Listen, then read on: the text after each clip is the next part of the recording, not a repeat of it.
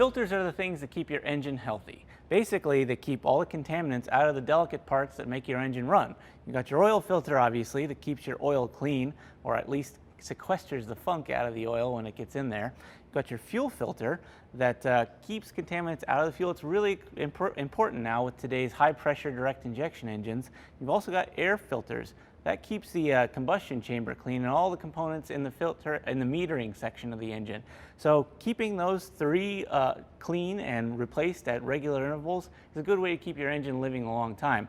Another thing that is in this truck, or that might be that's in most cars these days, is a cabin air filter, and that keeps you clean. So we're going to replace that too.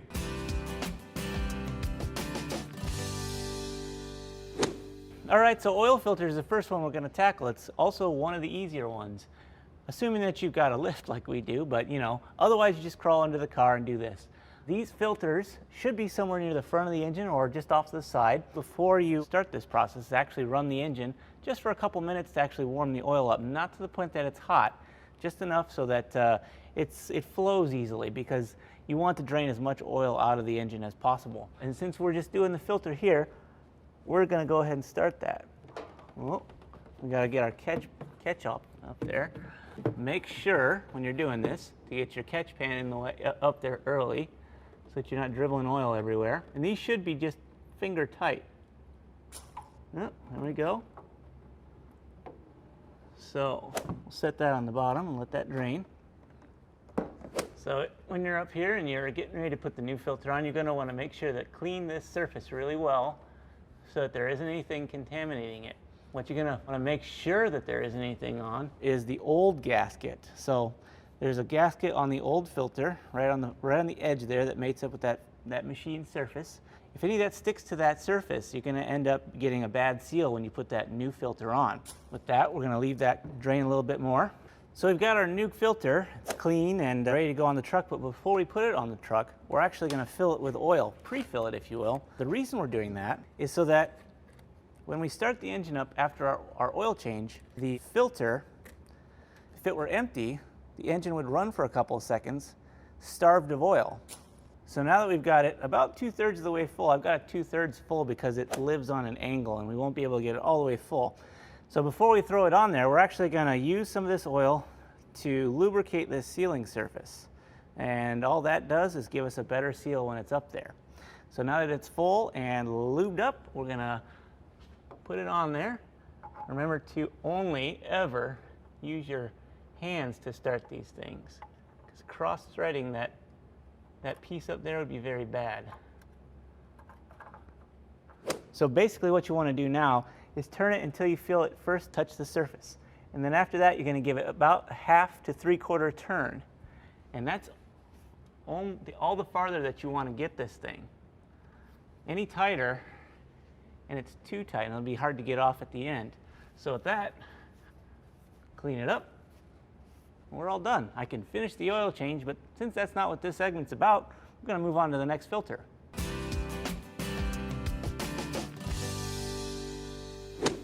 Before we get to replacing the physical fuel filter, we have to drain the fuel pressure. That's very important to do because if you unhook the connectors around the fuel filter, you're going to end up with a spray of gasoline all over you, and that's really dangerous. So what we're going to do is we come up to the engine bay and we found the power distribution block. What we're going to do is pull the fuel pump relay. When we pull that relay, it disables the fuel pump. And what that'll do for us is fire the fuel injectors, and the fuel injectors will disperse the pressure that is in the line. So it'll go from 40 psi to 30 psi to 20, and when we're down below 10, that's fairly safe. So we're going to cycle the engine, turn it all the way on, all the way off, and that'll bring our fuel pressure down. So I've got Russ in the truck, and I'm going to let him start it now. And now we're going to pull this relay.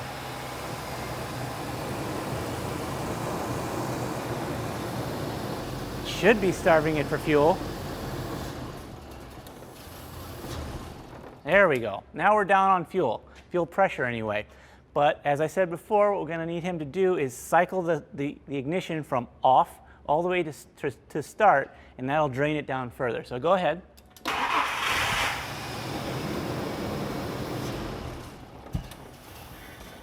And again. And now we're getting somewhere.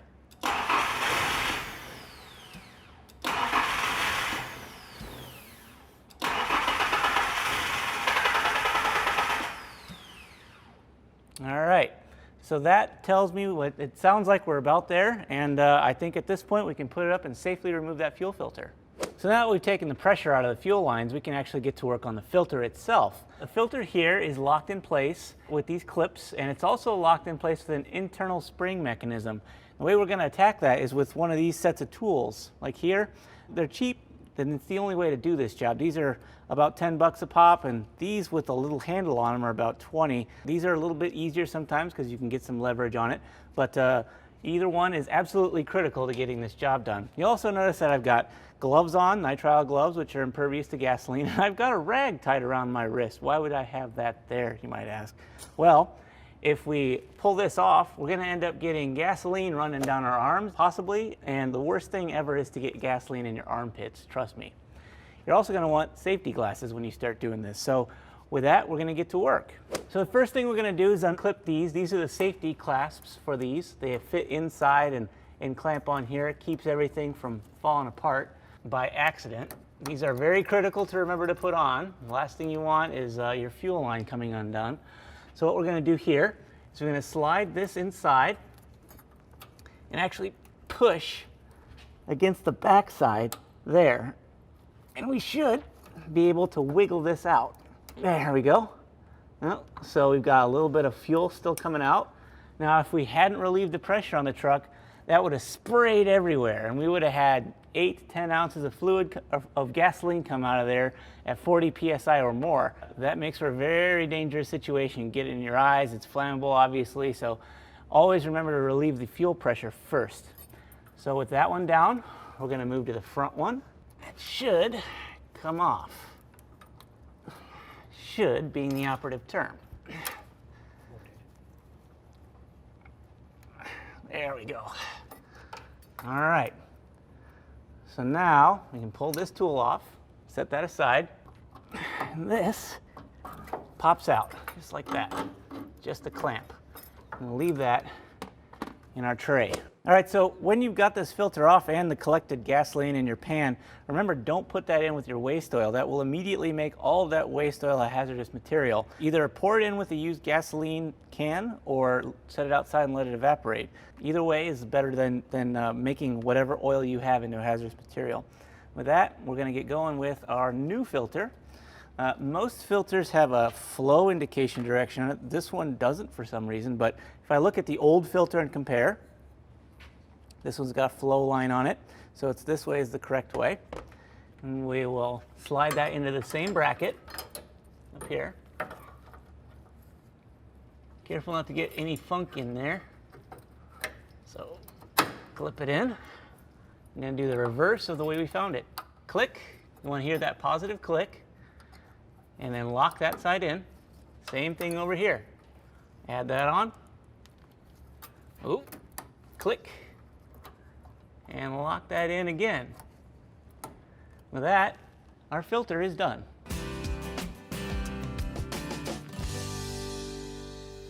Cabin air filters are one thing that most people actually never change. It's out of sight, out of mind kind of deal. They're kind of important in that changing them out protects your air circulation system. If you load these things up with a bunch of dirt and grime and funk, it actually causes the motor to drag a lot more. I know on Hondas, there's actually a component that can fail if it's overworked. So it can be in several different places in your car. This one, in this truck, most trucks like this, it's up underneath the kick panel on the passenger side, but it can also be under the cowl on the outside on the firewall, so you have to actually pull up the cowl and stuff it in there. It can also be behind the glove box. You pull the glove box down and slide the new filter in. But like I said, this one is actually up underneath the kick panel here. And you know, wouldn't you know it, when I went to pull this one out, this truck didn't actually even have one. It was a bunch of stuff on the heater core that I had to clean off. So I'm gonna slide this under and my HVAC system is gonna be a lot more efficient.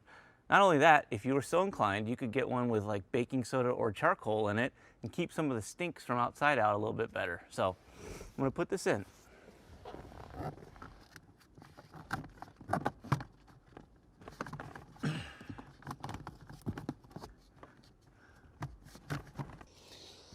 All right, just like that, we've got the cabin air filter changed out. Time to move on to the next one.